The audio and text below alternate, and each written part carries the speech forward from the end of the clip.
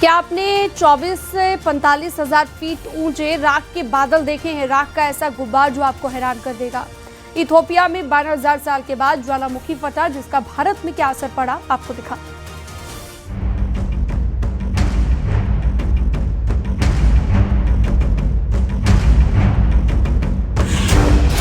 जब आसमान में दिखा राख का गुब्बार,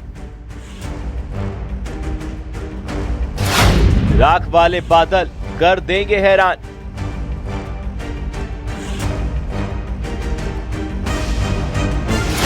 इथियोपिया में 12 साल बाद फटा ज्वालामुखी।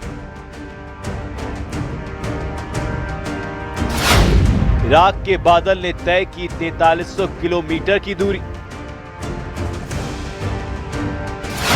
हेली गुब्बी का भारत पर असर।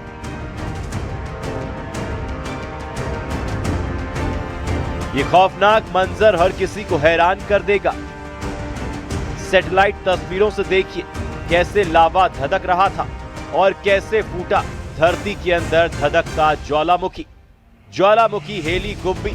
हैरानी की बात तो ये थी कि जो वोल्केनो शांत पड़ा था उसमें अचानक हलचल कैसे हुई। करीब 10-12 साल बाद अचानक ये ज्वालामुखी फटा। आसमान में राख के बादल, गुबार दिखा, या कहीं राख वाले बादल। आखिर कहां फटा है ये ज्वालामुखी? दरअसल अफ्रीका के इथियोपिया के अपार इलाके में मौजूद हाईली गुब्बी ज्वालामुखी 12,000 साल बाद 23 नवंबर 2025 को अचानक फट पड़ा। उसके बाद लोग हैरान रह गए। इन राख के बादल को देखकर लोग दौड़ लगाने लगे। वैज्ञानिकों के मुताबिक विस्फोट ने लगभग 14 किलोमीटर ऊंचाई तक राख का गुबार हवा में पहुंचा दिया। इस ज्वालामुखी का असर भारत में भी देखने को मिला।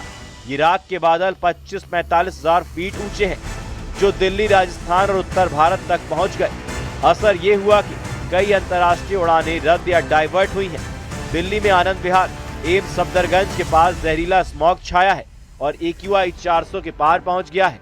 DGCA ने एयरलाइंस को राख वाले क्षेत्रों से बचने की सलाह दी है।